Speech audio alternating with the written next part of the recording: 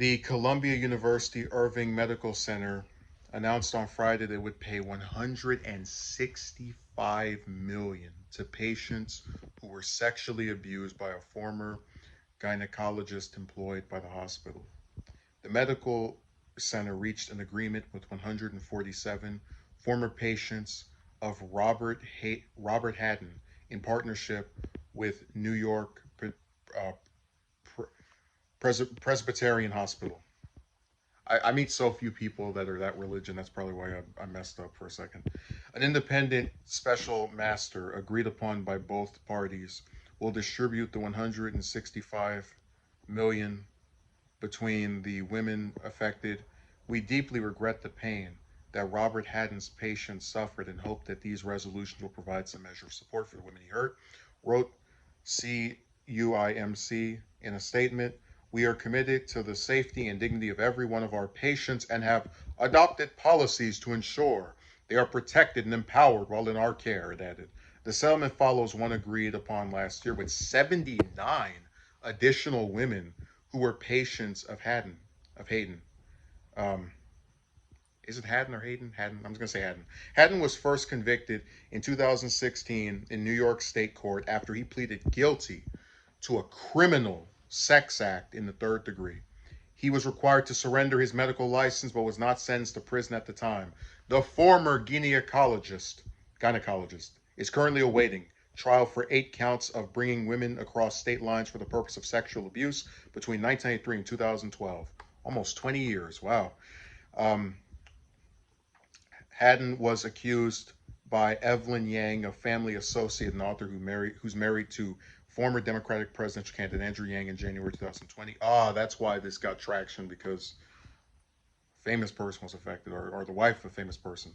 Evelyn Yang claimed that Haddon sexually assaulted her in 2012 during exams that took place at the beginning of her first pregnancy. The examinations became longer, more frequent. I learned they were unnecessary, she told CNN at the time. Most women don't know what you're supposed to get when you're pregnant. I didn't know that I wasn't supposed to get an exam every time you see a doctor, she said. Later in 2020, dozens more women accused the former doctor of assault, leading to his arrest on federal charges in September. So what's interesting about this is that, and I just want to say, I'm getting some Larry Nasser vibes or flashbacks from this guy. Um, it's really interesting how these doctors so I don't usually try to because people are in all types of different stuff that another person could call weird, right? Like you have some men who are sexually attracted to pregnant women.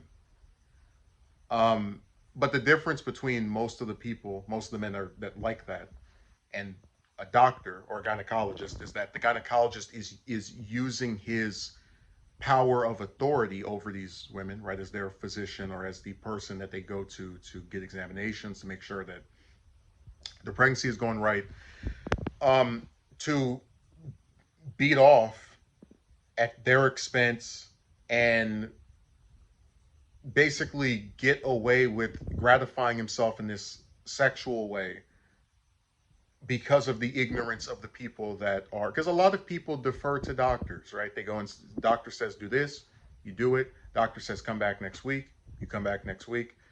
So it's really interesting how he did this for 19 years across state lines, right? Just bringing all these different people, different women rather, for all, maybe some other ones weren't pregnancies, but 79 at least.